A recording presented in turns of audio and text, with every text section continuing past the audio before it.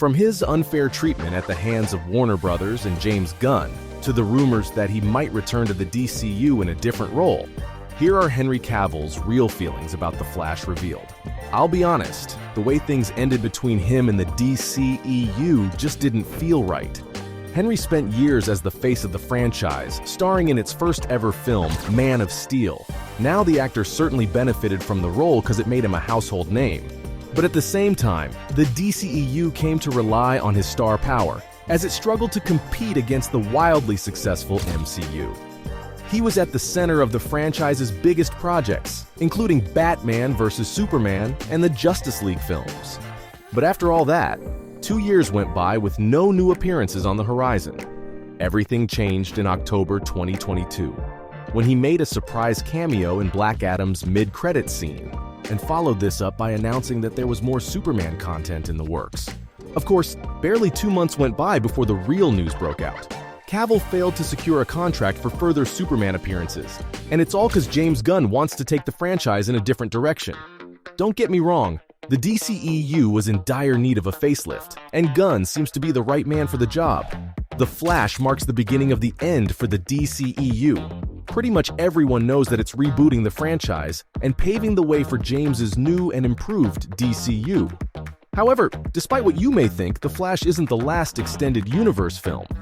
There are a couple more releases on the cards, starting with Blue Beetle. Whatever happens in The Flash is likely going to set up Jamie Reyes' entry to the DCU, but it's easier to bring in a new character like him. What I'm really curious about is the media franchise's third release for 2023, Aquaman: The Lost Kingdom. Like, will the film take place in the rebooted universe?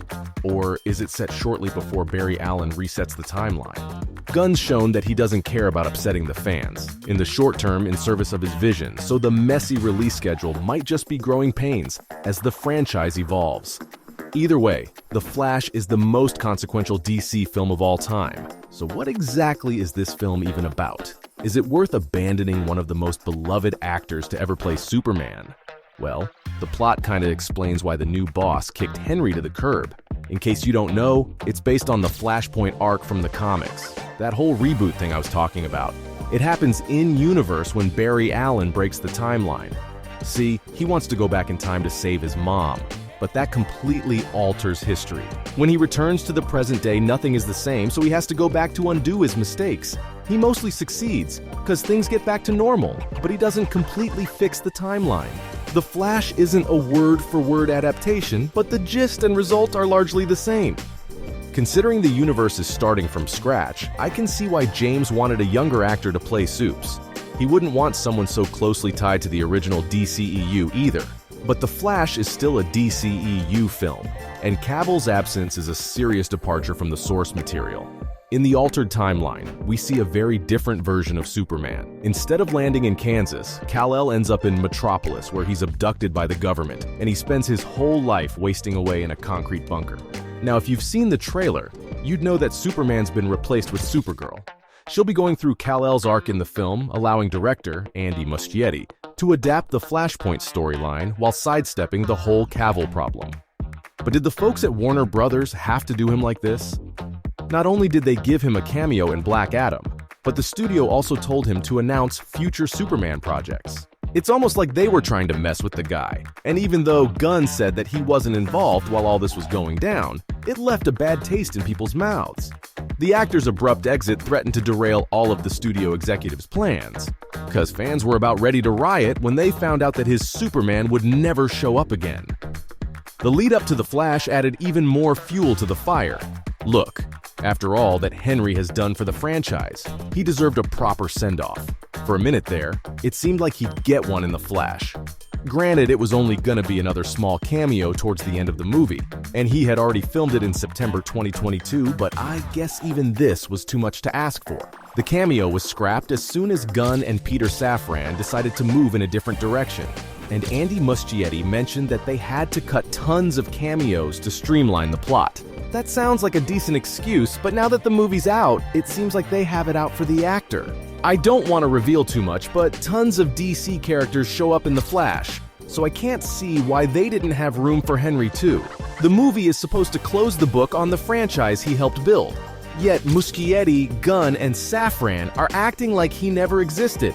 They rubbed some more salt in his wounds by using the official Superman Twitter handle to promote the film, sparking massive backlash among the fans. But the actor seems to be surprisingly chill about it.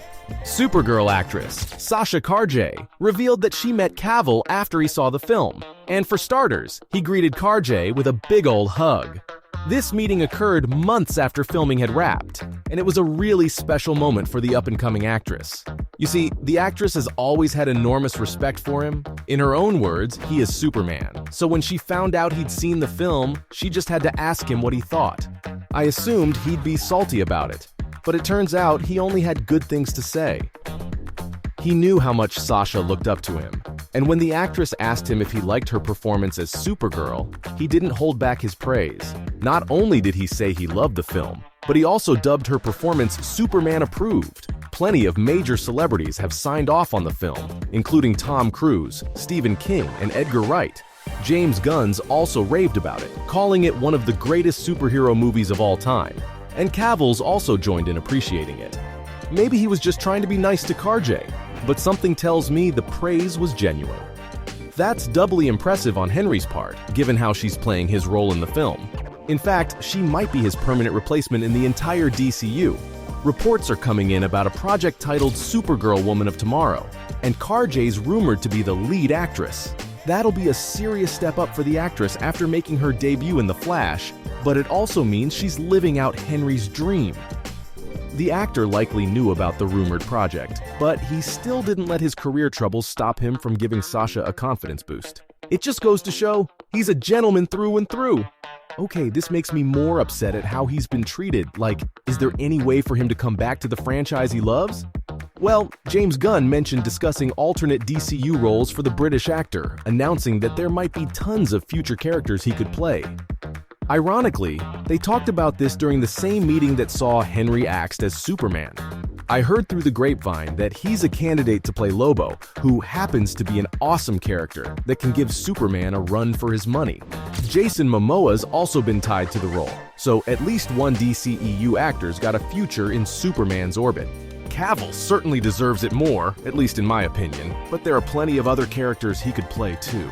Like, can you imagine Henry playing a Green Lantern? A nerd like him would love to sink his teeth into an enigmatic superhero like that. Also, with a Blue Beetle movie coming up, could he be playing Ted Kord in a secret role? Kord's sister's confirmed to be in the film, and it wouldn't make sense to include her without the second Blue Beetle too. Is the role being kept a secret? Because it'll be the actor's path back to the franchise. We'll just have to wait and find out. Until then, from the multiple opportunities he'll have to join the DCU, to his shocking ouster that made no sense, this was Henry Cavill's true feelings about The Flash revealed.